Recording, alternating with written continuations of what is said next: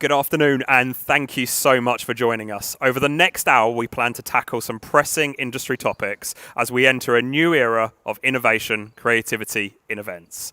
Our objective is to share our thinking of how events industry will develop and change as we interact with our clients and audiences over the coming months and coming years.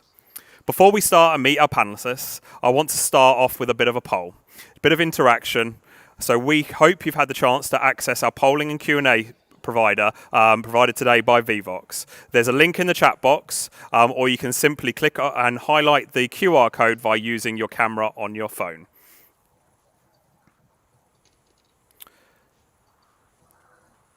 So the poll we're going to start first of all is, what do we love about events? So using a single word or numerous single words, we'd like to summarize what you love about events. And this will generate us a word cloud. And we hope that everyone will get involved. So we're going to give us all a couple of minutes just to go through that and enter what we most love about events.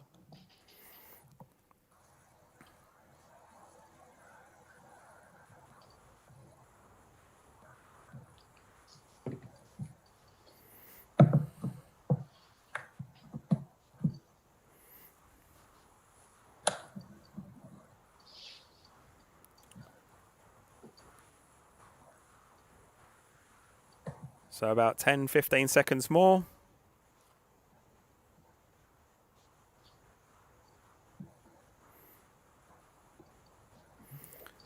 But again, thank you so much for joining us today. We've got a fantastic lineup that we're going to be going through, and hopefully some pressing questions. There will be opportunity for Q&A at the end. As I say, this is going to last about an hour, but we really hope that you'll be engaged with us and utilise the Vvox app for any questions you have throughout the webinar today. Okay, so we're going to close the poll now and just see what that comes up with. Wow. Okay, there we go. Look at some of those some of that feedback. So, look, some big highlights for us is people, networking, interaction, experience, creativity, teamwork, success, connections. That's what we thrive on as an industry. And I think you'll get that from our speakers today in terms of what we all love about events. So, just moving on, but thank you so much for getting involved in that side of the poll. We're going to lead us nicely as part of our first question, but what we want to do is just really set the tone of our audience and understand a bit more about you guys. So we're going to just load another poll up now, and this one, it's what area of events do you work in? So just take another sort of 30 seconds, just select what area of events that you're responsible for, just so you can kind of give us a little bit of feedback, and we can try and tick as many of those boxes as the panelists today feedback with some of their responses to the questions. So those responses are coming in thick and fast, which is fantastic. Thank you so much to the team at Aztec, who are coming live from their studio today here in Chessington, and the team at Vvox, who have worked very hard in the background in getting all this the app set up today for us. Okay, right. So we're gonna close that now and just give us a bit of feedback on that.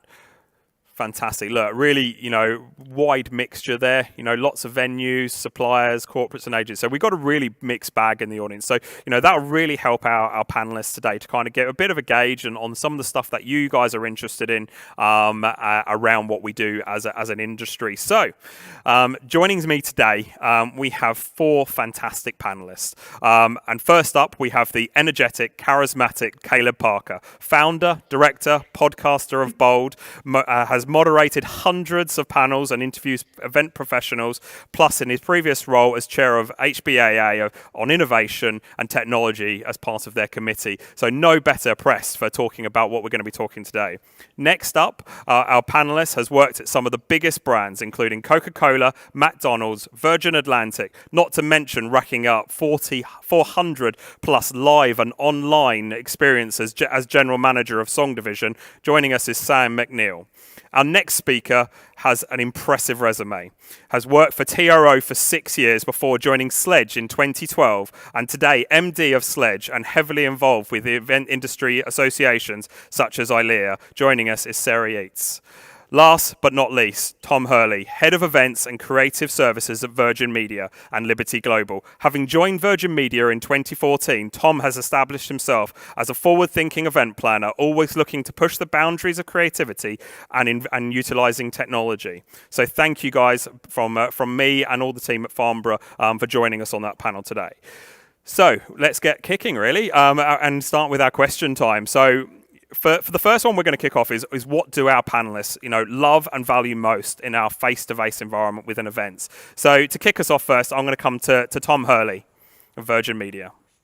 Oh, thank you, Carlo. Thank you for the great introduction there as well.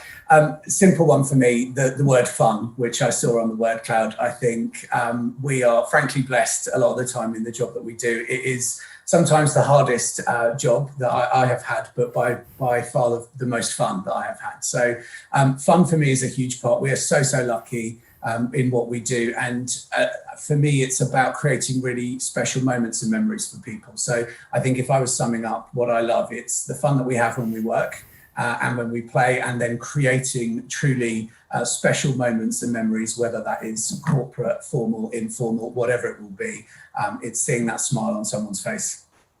Fantastic. Thanks, Tom. And yeah, it really does sum it up. So let's go over to Sarah from Sledge. Yeah, hi all. I think for me, it's really a similar thing, but also the diversity of events. The fun aspect is great, but it's always changing as an environment, which also comes with its own challenges, as we know. But we're always learning, we're always adapting, and there's always something new. No day is the same, no hour is the same normally. So that's what I love for sure. Fantastic. And same question to you, Caleb.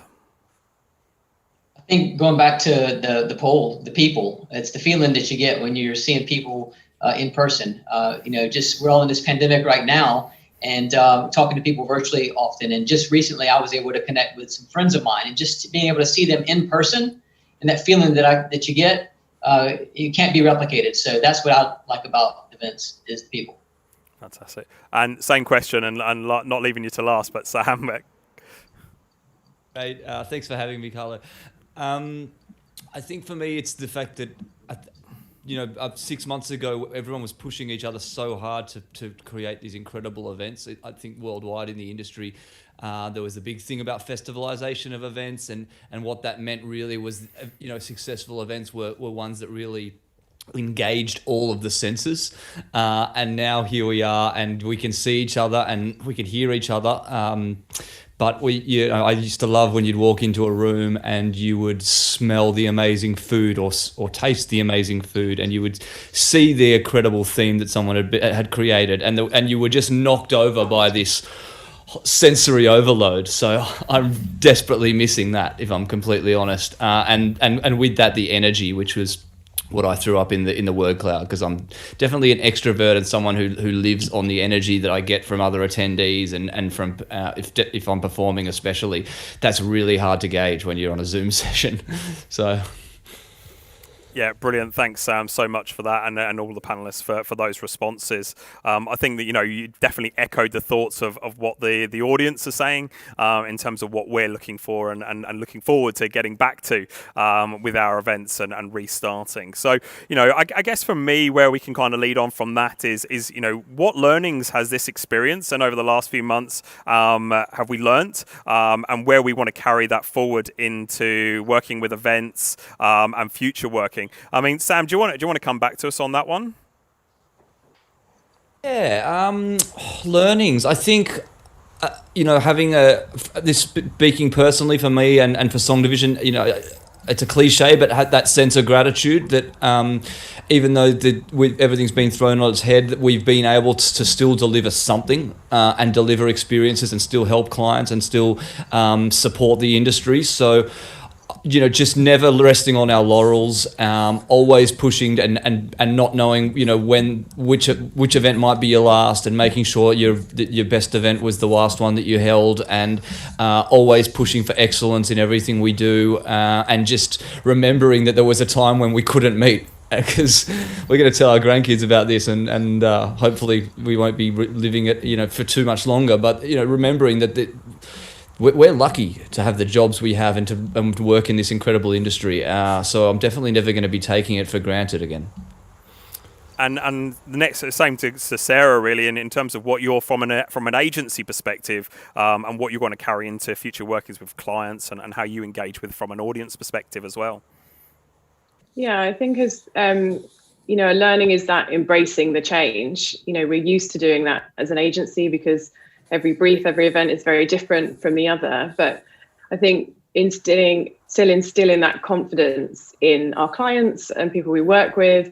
And what I've really loved is the fact that there's a lot more collaboration going on, a lot more conversations going on, whether that's with our contacts, with our clients who are looking for us to advice, or whether that's, with suppliers as well. I think we're all working together to make the best solution. And what everyone's realizing at the moment there absolutely isn't kind of a, one thing fixes it for everything. It's all the ideas are great. And I think sharing all that ideas and, really embrace that and getting on board is going to push us all forward and, make us a lot better kind of in the future as well.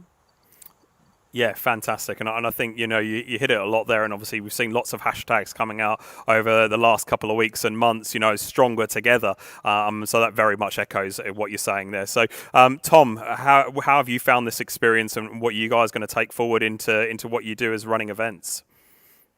Hugely interesting experience, and very humbling in many ways to go through something where, frankly, parts of my team have actually had to learn how to do their job completely differently. So if I look at lots of functions in a corporate organization, we tend to sit within corporate comms functions. Our comms colleagues are absolutely flat out keeping all our staff engaged and informed. For the events team, they've had to learn how to deliver in a very different way. We are used to getting on the road, getting into a venue, setting something up physically and being able to see people. And to overnight stop that sort of process and have to learn how to deliver on platforms like this, how to build different technologies together to create an experience or to create a sense of interactivity. Firstly, I'm super proud because I lead a great bunch of people. I know a lot of them are going to be joining us for today. So a bit of a shout out to them, but they genuinely have had to learn how to do a job again. And then a couple of other practical points. My sort of graphics team, my graphic design team, my video team have had to learn again, what font size would we now use on a screen, because it's a virtual environment versus a huge screen that we're putting in a venue. There's some really fundamental stuff that we've had to address that goes against, creating beautiful graphics to go on a huge screen when now actually everybody's looking in a device like this or on their mobile or whatever. And then the last really quick point, Carla, would be about behavior, actually. So a very different angle. I think we've learned a lot about the ability to connect face to face gives you the social cues. It gives you the opportunity to respond or interrupt, so in a positive way. When we're all faced with this sort of technology, there are real differences in different characters, and people who are not as confident or comfortable at shouting out and taking time to reflect need to be looked after in a different way or approached in a different way. So I think we've learned as a team, we've learned an awful lot about the way we have to behave in virtual setups, however big they are. Fantastic. And Caleb, do you want to finish us off on that one? Yeah, I think for me, it's the fact that we all realize that we're all human. And at the beginning of this pandemic, we all faced the same uncertainties. We were equal at that moment. We're always equal, but we were equal at that moment in feeling. And I think throughout this pandemic, we've been meeting virtually and having Zoom calls and Teams calls and et cetera in virtual events.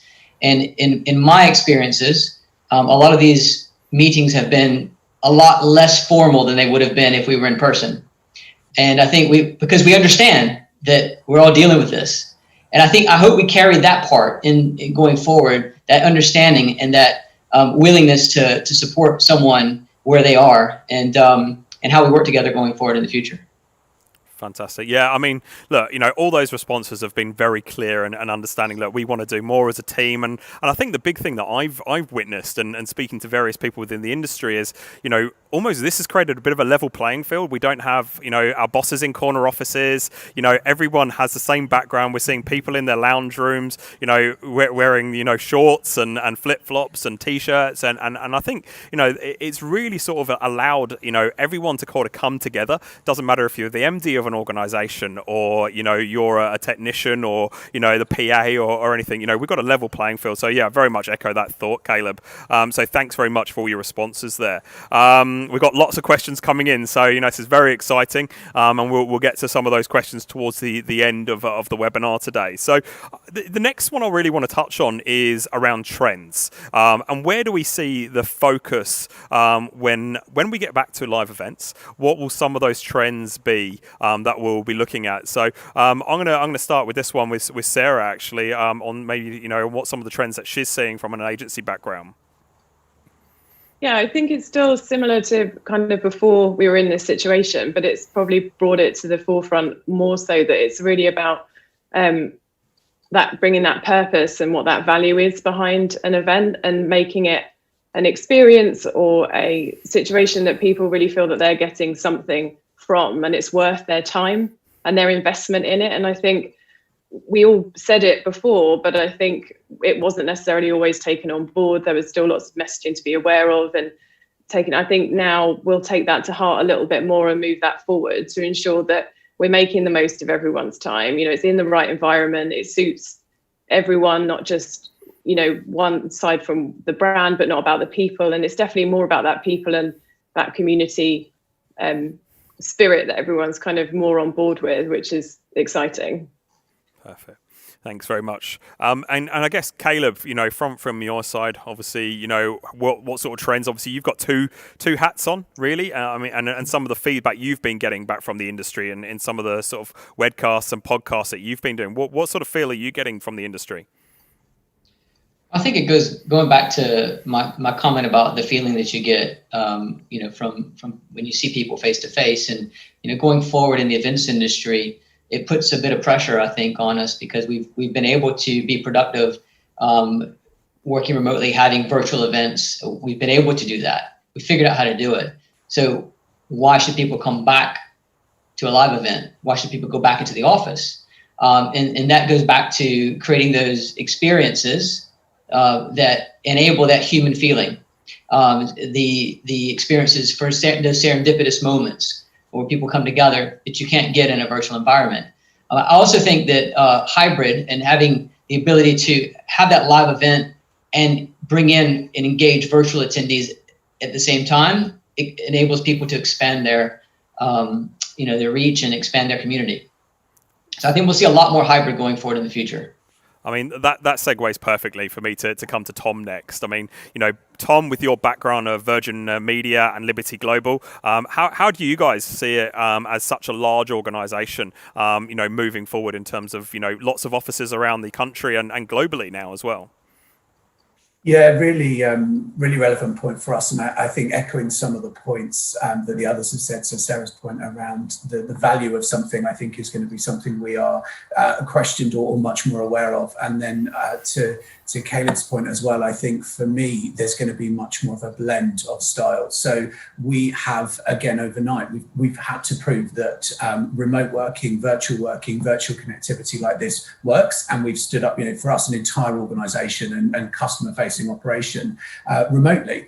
And so that will have an effect on how people think about events. And that can be hugely positive, and say, actually, we can break the boundaries of traditional patterns for whether it's travel or start time or whatever, and actually think about stuff very differently and provide, I think importantly, balance for people in a very different way. So I think we're much more understanding, you know, as an organization, as I'm sure a lot of organizations are, we're much more understanding about commitments in the home with family and friends, for example, and actually the balance that we've been afforded as a result of the current working patterns. And I do think we'll take that through to events. You know, I'm super keen that we see live events start to return in the right place, because that's ultimately what we're here for. And, you know, great venues like yourself, I'm sure would agree.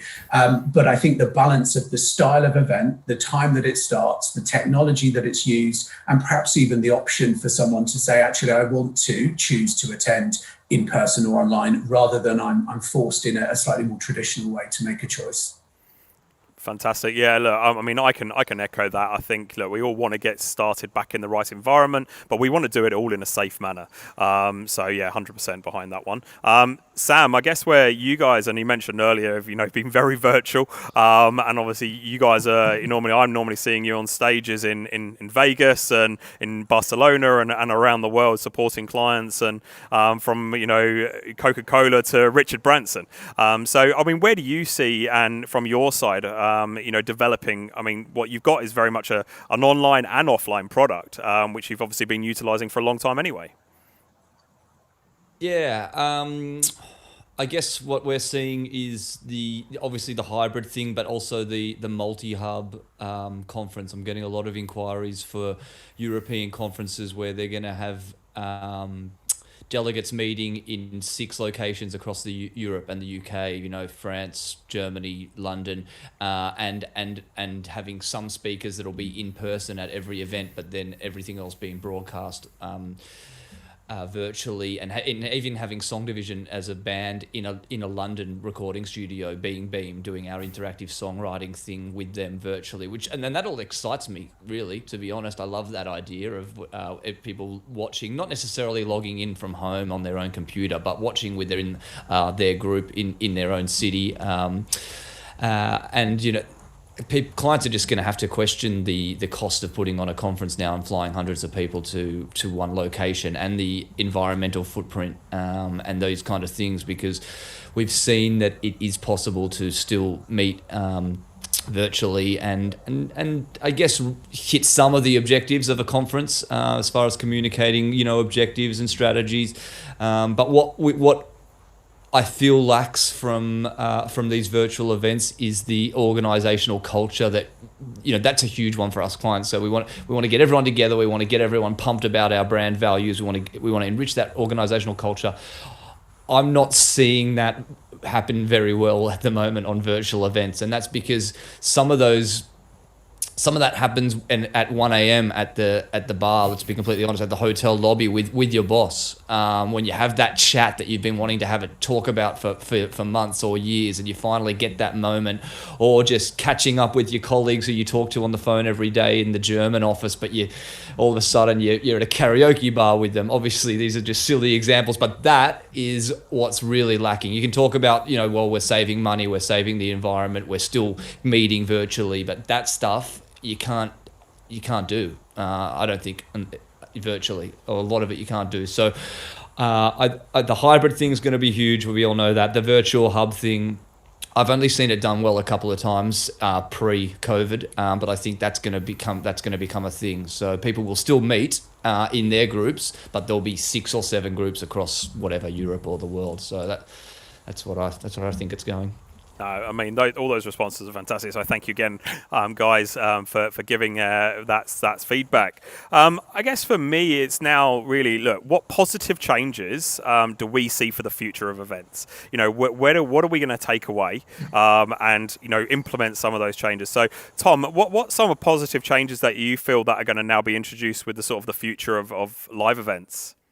Well, I think we've actually almost touched on this, earlier. I think people, including us, will appreciate them a lot more. And that's a really positive thing for me. So I think particularly in a corporate like ours, even if it's fairly informal, we do an awful lot of, whether it's leadership events or divisional events, and it can be hard to keep that cadence fresh. And so you do see people think, oh, great, another leadership conference, we'll turn up for that. I think having had a forced break from that sort of stuff, I think there will be a real excitement at the right time. And to your point, when it's all safe and good, but I think there'll be a bit of appreciation for, hopefully, not just for wonderful people like us and what we put on for our teams, but I think for that experience to connect. And actually, Sam's examples of some of those anecdotal moments at the bar, that is absolutely when you can see relationships and cultures and behaviors really coming into their own. So I'm hoping that there's an appreciation for getting the right balance of face-to-face and side-by-side in the appropriate way at the right time. And Sarah, I mean, are you seeing that maybe clients are going to want to look at more, again, touching on what Sam and Tom have both mentioned about sustainability, less airfare travel, maybe looking at more of that hybrid role if you're doing a more of a European-led event for some of the larger organisations? Are you seeing some positive changes around things like that?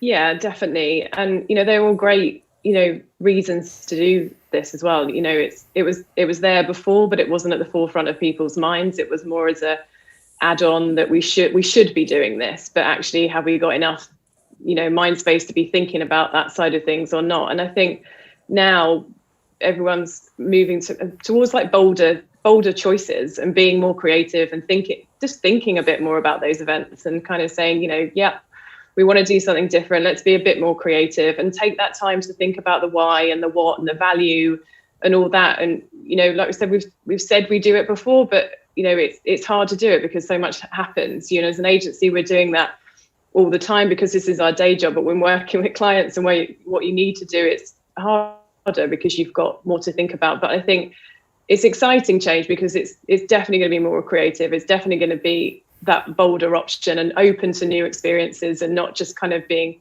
quite a siloed and, this is what we did before, this is what we must do again. It worked well, let's do it. So I think that's, exciting times ahead, really.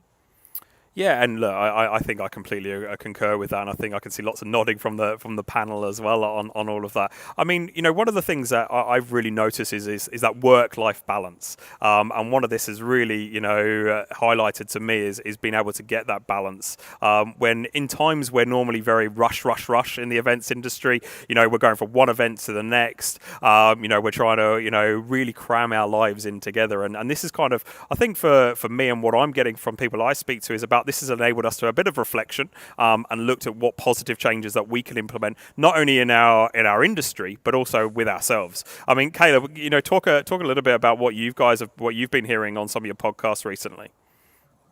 Well, I mean, work-life balance is certainly something that I've been it's been a focus for me for a long time, and I tend to use the word work-life or the phrase work-life blend, and I think it's about choice.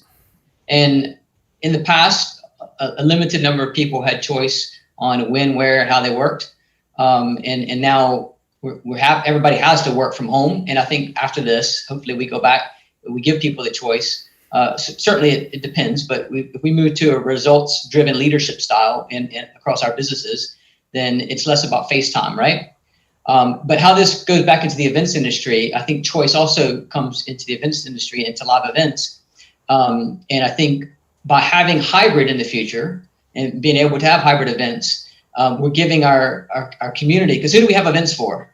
And if you go back to the why and the who and that, who do we have events for? We have events for a community of people, and that's a community of people that we want to be engaged. And I think having hybrid is going to enable us to engage more people, because in the past, whereas if you have just a live event only, then certain people might not be able to attend because of geographic restrictions, travel budgets, etc. But if you give them the option, the choice to also join virtually, then you're able to engage more people.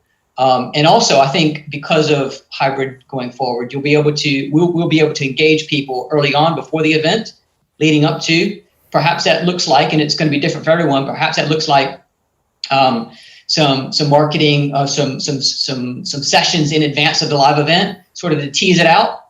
And the people who really want to say, look, I want to go to this live, I'm going to go. And then also post-event, being able to have people go back in and watch it again, or connect with people outside of it. And instead of having that engagement being wrapped around just that one event where you lose engagement throughout the year, you can engage people longer. Fantastic. I mean, look, yeah, I think that's very much it. I mean, Sam, do you want to jump in there? I mean, you talk about sort of engagement and what you guys do as an organisation as part of Song Division is trying to keep that moment going a little bit. So maybe touch on a little bit what you guys do, mate. Funnily enough, we're just following the exact same rules that we do at live events. It really hasn't been anything groundbreaking, to be honest. There's obviously massive differences between live events and virtual events, but a successful virtual meeting or event or conference for us is exactly the same as a successful live event. I did an article probably last year now talking about you creating the perfect event, and it's 5 E's, and that was, what was it? Engage, empower, energize, educate, and something else, which I can't You also created a song out of that. And I created a song. Oh yeah, it was an interview with you, actually. There you go. So it's the exact same thing, and interact. So all we're doing is we don't talk we don't spend an hour talking at a screen for whether it's a virtual songwriting experience, virtual happy hour. It's interactive, it's empowering, it's energizing, it's giving everyone on the session a voice. It's doing smaller breakouts so that people can go and have a side chat. It's asking questions. It's making sure that the conversation is meaningful and respectful. We're just doing the exact same thing that we used to do, and people really appreciate it, because it's one thing sitting in a room watching a speaker and not feeling like you're having any engagement or involvement.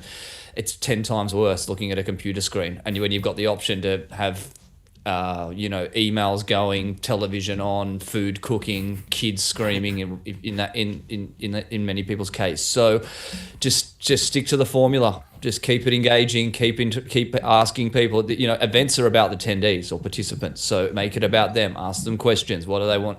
What do they want to get out of this? What are the objectives? We haven't reinvented the wheel at all. We're just sticking to the same rules. Fantastic. Look, I mean, that's exactly what we want to be hearing as the audience today, to talk about how we're going to re-engage with everyone. I guess I want to kind of wrap up with one final question before we go into the Q&A, and for me that's really how do you think within each of your areas of events, when we do get to return, how are you going to build confidence within your area? So Sam, sorry to put you back on the spot, but I'm going to come back to you in terms of how you're building confidence within your own sector.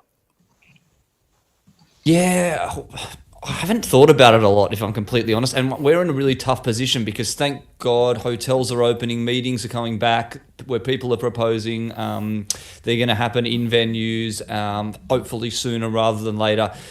Unfortunately, my feeling is entertainment will be the last thing to come back, and and I get that. There's a lot of science behind it. Singing, for example, you're shooting your breath 10 times further than when you're talking. What we do at Song Division events, if you've never been to one, it's about packed dance floors, everyone with their arms around each other singing the company anthem that they just helped write, or just a great party set. No one wants to do that right now, myself included. The idea of packing a bunch of people into a room and a dance floor. So I guess we just have to keep doing what we're doing, keep it virtual, or try and keep it hybrid in the sense that getting the band together in a room where we can be together, and that's being beamed out to a session, and just stay positive, stay patient. But I'm probably the least equipped to answer this question, so I'll probably throw it to the other guys. Well, I'm going to jump to Tom now. So, I mean, building confidence not only for you guys getting back to doing events, but also building confidence within the company, I guess, to make your staff comfortable to attend events. I mean, what sort of things are you going to do to sort of build confidence when we are back together doing events?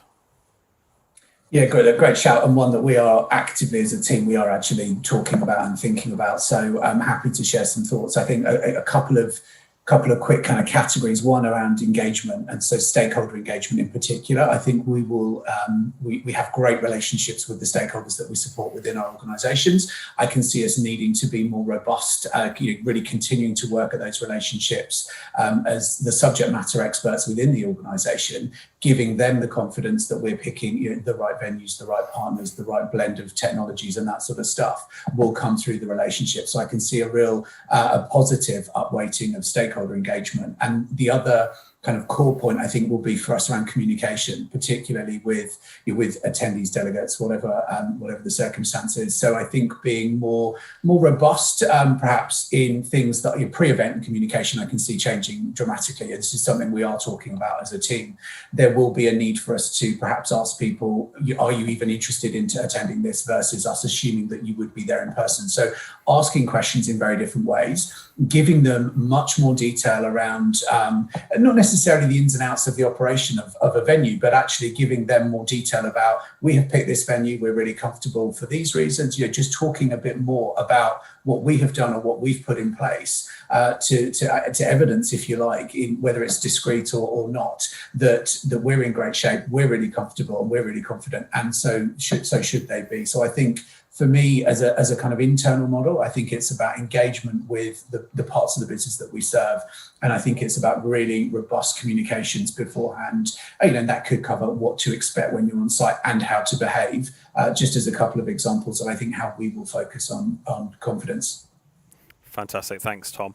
Caleb, obviously you guys have got a cohabitable workspace, and I guess we're still waiting a little bit on government to kind of, put their final strategy together. But how are you guys looking to build confidence, and what's the messaging that you guys are putting out as part of Bold? Stay home unless you have to come into the office right now. I mean, honestly, just in the long term, we're very optimistic, very confident that we're going to bounce back. But in the short term, I think a lot is dependent upon how things go over the next couple of weeks, actually. And now that we're having lockdown relaxation, people getting back out and seeing each other. If we see a spike in infections, then we're probably going to stay home for a lot longer. If we don't, then we'll start feeling more comfortable and confident.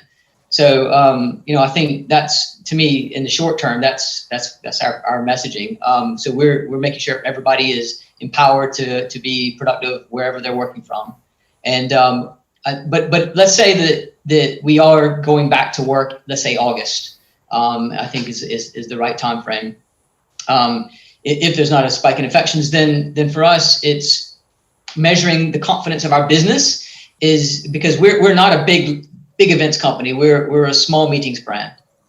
So and we think that because companies are taking a hybrid work approach and working from home often, there's going to be a spike in demand for smaller meetings.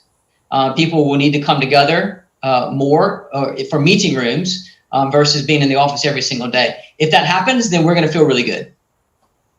Perfect. No, thanks very much. And I guess the same question to you, Sarah. How are you kind of building confidence with your agency, as with your suppliers and your customers, and I guess venues as well?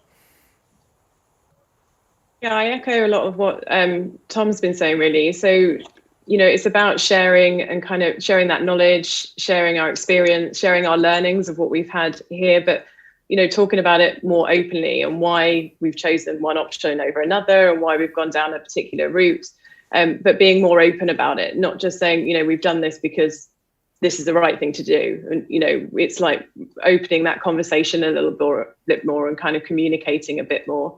And that collaboration thing, working with our suppliers and being really open about what we need to achieve, what we're doing. It's not trying to create scare tactics around it, that it's nervous. When we do go on site and when we do go to venues, I think it's, if we have to have smaller events, then it's maybe groups of 50 or less or more. It's kind of owning that and saying, it's, branding it as an event, and it's an experience, and it's a different kind of experience, but it's one we thought about, it's one we're excited about, and this is why we're doing it. We're not doing it just because we have to. We're going to make it as good as an event that was, 6 months ago, a year, if it's Club 50 or it's something that people really want to be a part of. So it's just not that fear factor all the time. I think is sort of a nice balance between the two we need to be mindful of. Fantastic. Yeah, and I think that last sentence summed it up perfectly, is getting that balance right, of when we return and what scale they're returned in, but also how we interact with our staff, customers, consumers, and getting that right event for them at the right amount of time. So, look, that's fantastic. Thank you guys so much for joining us today so far. We're now going to go into the Q&A. We have got lots and lots of questions that have been coming through. So I've got a few that I can see on screen in front of me now. So obviously, please jump in and feel free to answer some of these. A couple of them are actually very similar, just with a few little tweaks. But the first one we've got on here is what can the UK industry, events industry, do to attract more recognition and acknowledgement from government? Who would like to sort of come to us on that one first? Caleb looks like he wants to jump in there. So Caleb. I think we should acknowledge what is going on right now. I mean, Marty over at Conference News, those guys have been really hammering government and petitioning government. The HBAA was just at Parliament representing the industry. So there's a lot of good stuff happening right now to get recognition and help and support for our industry. So I think we should acknowledge that first and foremost. Yeah, and look, I can echo that. We're seeing that, with the AEO, AEV, and the BVEP all working together as the Events Industry Council, lobbying government and trying to really put us together, and so we're not pushed together as a mass audience. What we do is not mass gatherings or mass events. It's events, and they can range from many different numbers, but we're doing it in a very safe and manageable way. Did anyone else want to add anything to that before I move on to the next question? I think for me as well, it's highlighting the value of events. So where we've talked about not having face-to-face, the networking, all that side of things, there's so much that comes with all of that, rather than just coming together and kind of in a bar. And sometimes, it's more than that. It's with the mind, it's with things you're doing, new experiences and everything. And I think it's how much, events is one word, but how much is involved in events and the people involved is huge. And I think that's what we need to highlight, is how many people this is affecting, like not just within their jobs, like the wider circle that we're in, because it's huge. And what we're doing has got real value. And I think we talked about it before about that value, but I think that's what we can really showcase and really shout about, and what we are doing. You're totally right, Caleb. Yeah, and I Carlo, think... Go on, John. Tom, jump in. I was just going to give a slightly different view or lens, being in an internal position, that actually, I totally echo the sentiment of the others, and there's a real passion and desire to get back, but equally internally, respectfully, we're not a priority. We, as a customer-facing business, our organisation is focusing on getting our staff back into office buildings that have been closed for months, and getting frontline contact centres back into buildings where people have been working from home on laptops for the first time ever. And so I'm sort of also fairly respectful internally that we're in a privileged position where we haven't been affected by this situation in the way that so many people listening to this call will. I feel so sorry, frankly, for people that have had work that's come off the table in our industry, whether that be individual freelancers, great big organisations, venues, whatever. And we're truly grateful that we're in a thankful position, protected by a large organisation, and therefore we kind of just remember our place a little bit internally. So not necessarily a negative note, but actually we're sort of humbly waiting for, let's get all our people back into our office buildings, let's focus on serving our customers, let's keep the operation going. We're in a telecoms business, and we have to keep the UK going, and then when we can start to bring back events within our organisation, we will absolutely be fighting for it and ready to go. So just a slightly muted, if you like, eager from our side for a different reason, so hopefully a different perspective there. Yeah, and I think, look, to sort of back that up, I think, look, we all, as an events industry, we want to do it right at the right time, and in line with what we need to be doing from a government perspective. I mean, that leads us nicely on to us one of our other questions that we've got highlighted here. How will we return to normality in travel, retail, and hospitality? And will those directly influence the return of events? And I think we're seeing flights restarting, we're seeing shops open, we're seeing hospitality, and I guess that also includes hotels. A lot of our guests, if they're coming to an event, they've got to stay somewhere. So, I mean, what do you guys in terms of feel that those sort of three sector elements in travel, retail, and hospitality have a direct impact on what we do in events anyway? Yeah, go on, sorry, Sarah. Well, I was just going to say that all of those areas completely impact us, but as well, it's because we can do those things doesn't mean we should, and I think that's what our mindsets are changing. Flights are coming in, great, but does it mean that we have to get everyone to certain countries or bring them in here and do that? Or is there another way of doing it? I want to support that side of things, but actually that's not necessarily the quick fix answer anymore. And there isn't really a quick fix answer. It's kind of being wider and broader about that response though. So yes, absolutely we want those things to happen and they help us and we need them in our industry, but it's just thinking about it a little bit differently and a little bit broader about how we interact.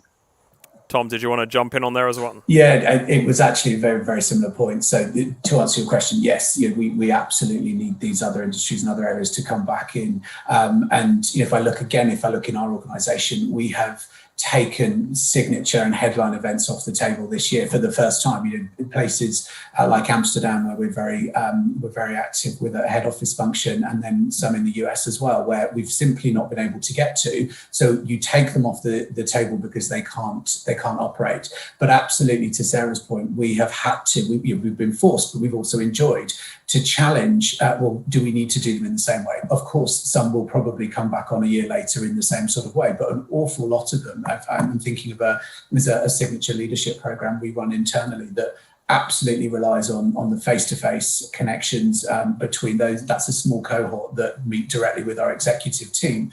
That will come back on probably next year. But in the meantime, we've been pushing ourselves to help think about the virtual or the technology or the other angles to give a different experience and to keep the momentum going. So I would echo Sarah's point. Actually, it's a really good reflection moment to say, don't just assume, but challenge something very differently. But and again, at the right time in the right way, we do operate in the core, so the US, UK and the Netherlands in particular, as well as other European countries. If you think of flying between those so freely normally, it's been quite a change to the business, to the culture and to the way of working.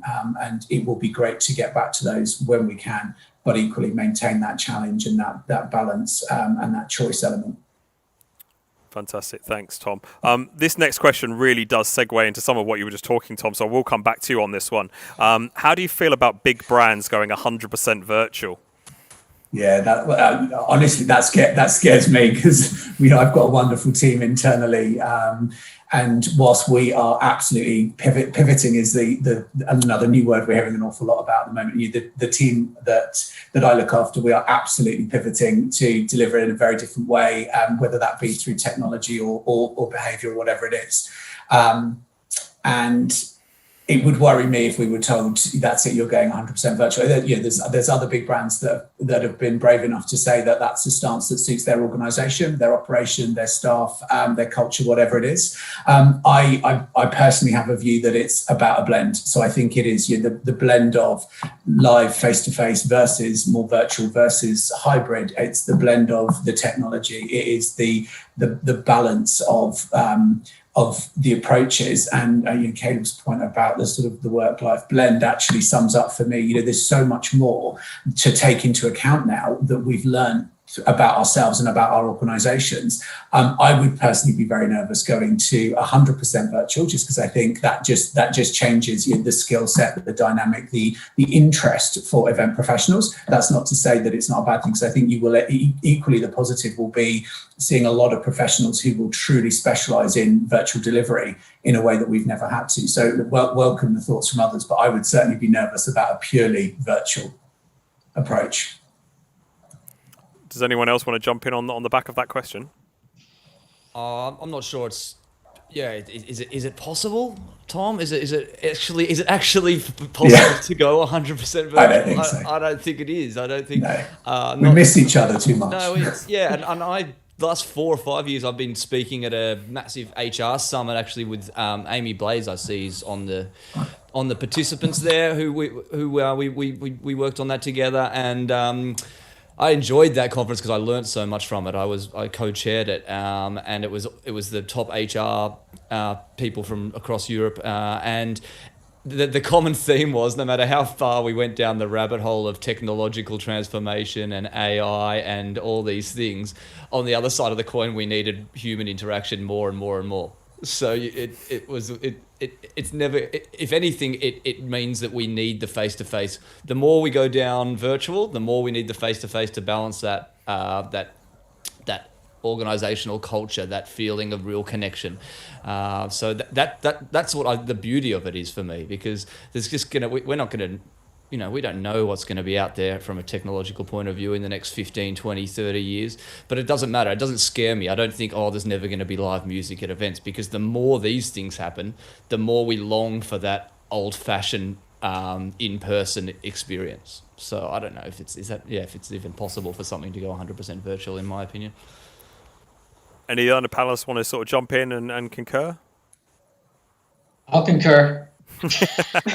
Me too. Perfect, fantastic. One of the next questions we've got is, and I might come to you on this one, Sarah, is will the future events have to justify their position more than they did before? I don't know whether justify is the right word. I think it's that thought process behind it. I think from what I said earlier, like what's the reasoning why we're doing it? Is it, what is that meaning behind it? What's it giving to, whether it's a corporate, a client, a brand, if it's, what's it for them, but then what's it for their people? What's it doing? What are we giving back as well, from that side of things? So I think if anything now, what's been justified is why we do them and the value of them from that sense. But moving forward, it's just got to be more thought about the reasoning why, and not just because we did it last year, or that reasoning behind it is different, and what's the future and what am I going to gain from it, not only on that day but moving forward. What's going to be beyond that? What's going to be in it for me and my people? And that's just what needs to be taken into consideration a lot more. Perfect. Anyone else want to jump in on that one? Perfect. Okay. Only to agree there. So yeah, absolutely. Perfect. Thanks very much, Tom. I guess the next one for one of the ones that stands out for me as well is what tech is out there to allow us to do hybrid and virtual, and the role they play basically. Tom, have you got some feedback on that one? Yeah, look, it's been a real challenge, if I'm honest, to get up to speed very quickly. And so, quick reflection, we went into a period of lockdown. We started hearing from lots of our great suppliers and partners about solutions and technology that they could offer. It was all quite overwhelming because you don't know what questions you're trying to answer at that point. So you try and unpick some of that. And then you realize that actually ultimately a lot of them are doing the same sort of stuff, and that's great. And then you try and unpick what your stakeholders, what your audience actually need versus what they've seen somewhere and think that they want to replicate. So there's an awful lot to cut through. My kind of, again, within organization, my personal thoughts have been, don't fight the things that are within your own organization. So like a lot of companies, we will have platforms, systems, hardware or software that we preference, and therefore things that are restricted or not used. My advice to my team has been, let's go first with the stuff that we have in-house. So the video conferencing platform that we have in-house has to be our default that we then add on to, rather than going and finding lots of new solutions that just can't work with our IT infrastructure or our configuration. So making what you've got work is a really good start point. And then actually my other learning, I think, has been some of the simplest things bolted on and done incredibly well have been more effective than spending money in other areas unnecessarily. So a couple of quick examples for your question, Carlo. I think we use a video conferencing platform very similar to this one, like everyone is doing. We can integrate things like Slidey, Mentimeter, Axis, Mural, all of these sort of collaboration tools, polling tools that are either very free and accessible at one end or enterprise at the other end or somewhere in between. Those sorts of packages and programs with people that are properly trained to use them or trained to use them properly and actually integrated into your event moments have given us really good opportunities for interaction, feedback, questions for people to feel like they've really got a voice in something that is still a video conference.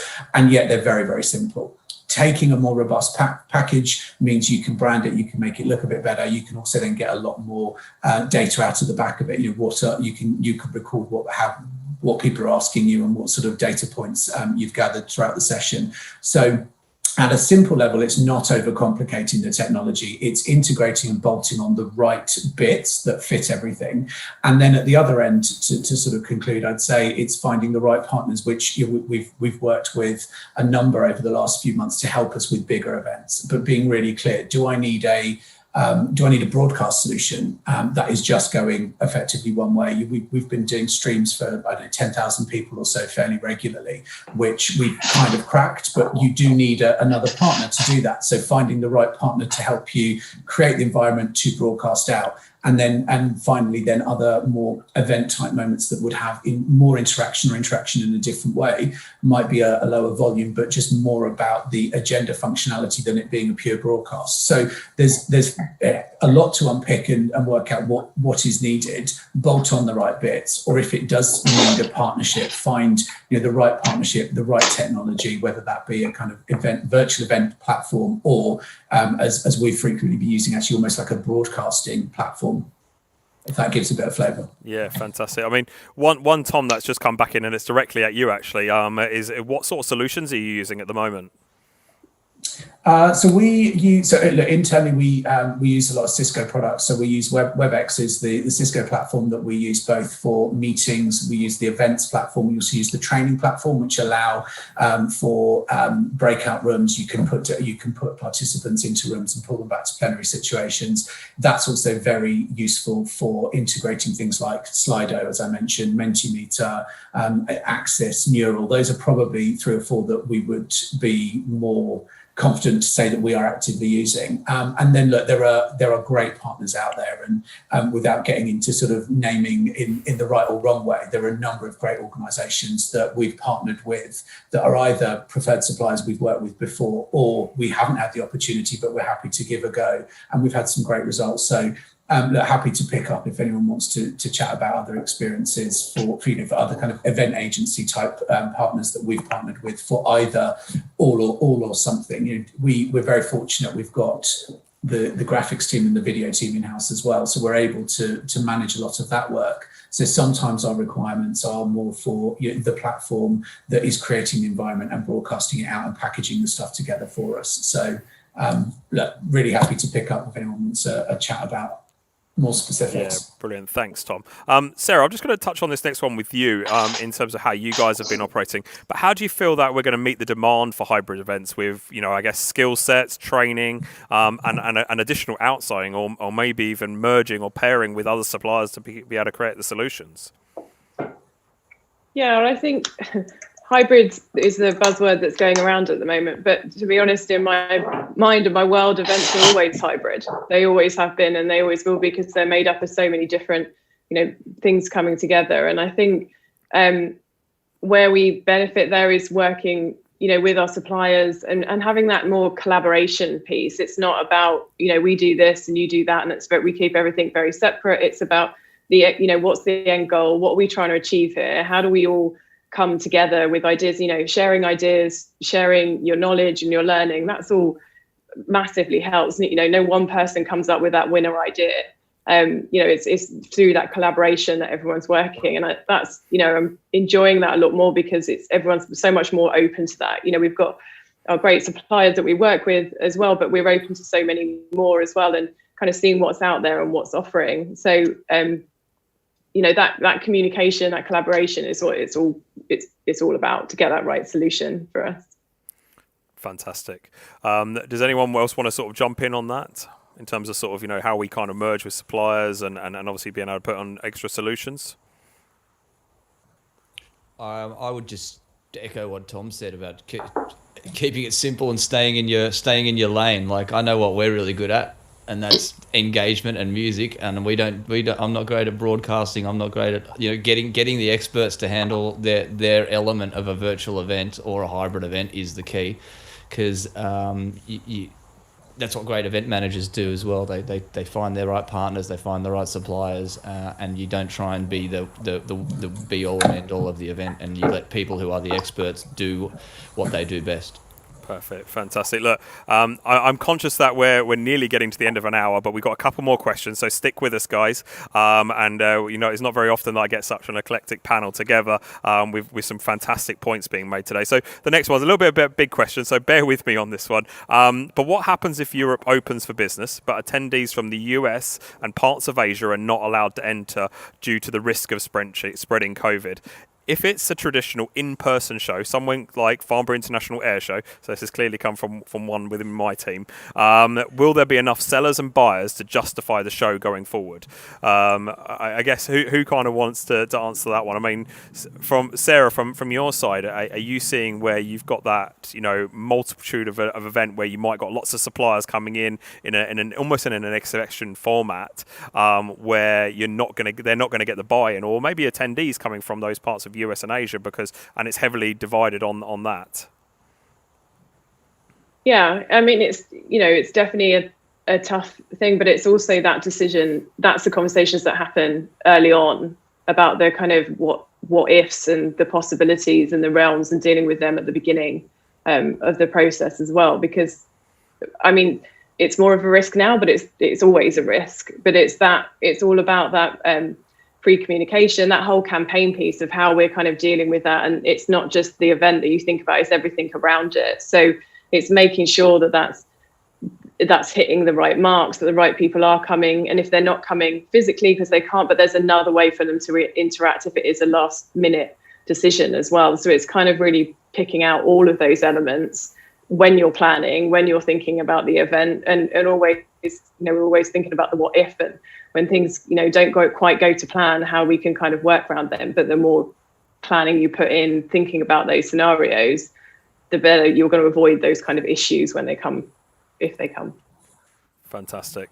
Look, I kind of want to wrap us up there. I think that's been a fantastic end to today's webinar. I want to thank all of our panelists. I'm just going to go round to each of them and just so they can kind of give a little bit of a summary of where they feel we're going. So let's start us off with Tom. Just give a little bit of a summary of today and where you guys are heading.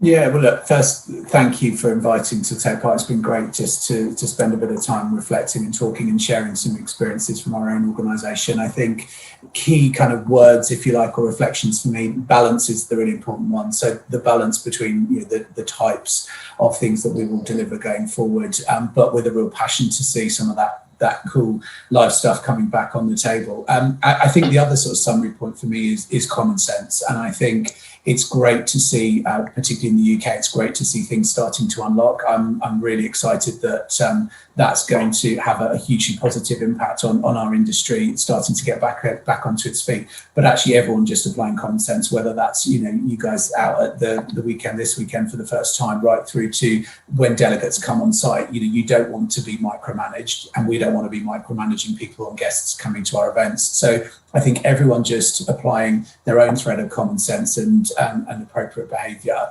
and hopefully we can then all get back to something that is a bit more normal, so to speak. Perfect. Thanks, Tom, and thanks for joining us. And Caleb? I think two things, one from a principle perspective and one from a practical perspective.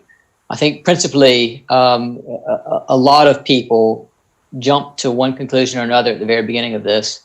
And I think as leaders, we have to sort of keep ourselves composed when stuff happens, and not jump one way or another. And there's been a lot of, we go back to the question about 100% virtual. There's been a lot of flippant or quick reactionary headlines out there of people going one way or the other, when actually there's probably a blend, like Tom was saying. So from a principle perspective, stay composed. And I think practically, and I'm going to speak to the venues who are watching, because I saw in the survey at the beginning, there's a lot of venues here. I think for us, we have to make sure that going forward, that we make sure that our tech is good, so we can facilitate that virtual and in-person event, and make sure that the hybrid is going to work for our customers. Fantastic, Caleb, and thank you again for joining us. And to Sarah? I think it's being creative, but being confident with that creativity as well.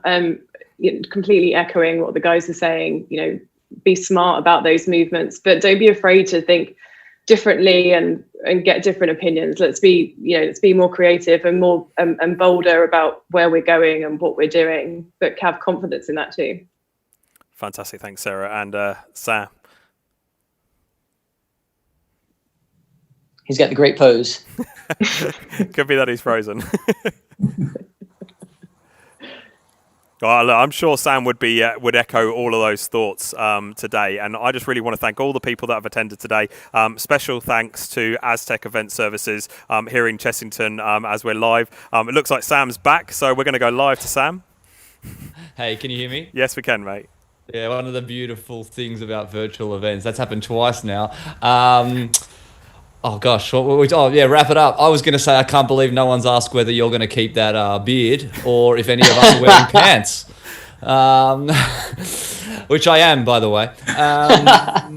No, I would say on that note, someone touched on it at the start. I think it was Tom. Remember that events are meant to be fun, and people seem to have a misconception that virtual events can't be fun. We can still have fun on these sessions, guys.